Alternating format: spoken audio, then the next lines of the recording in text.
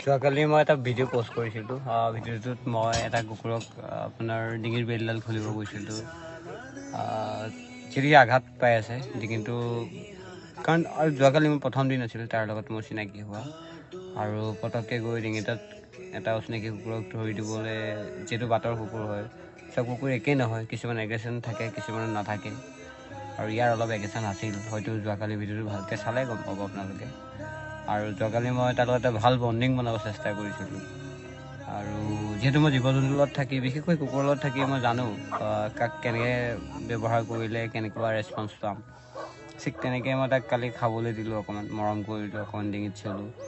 আৰু ঠিক আজি মই তেনেকৈ গ'লোঁ, আৰু আজি গৈ মই তাক অলপ পেডিগ্ৰী খোৱালোঁ।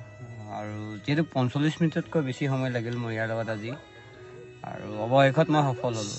ইয়াৰ বেলডাল খুলি থৈ আহিলোঁ, যিহেতু তাৰ ডিঙি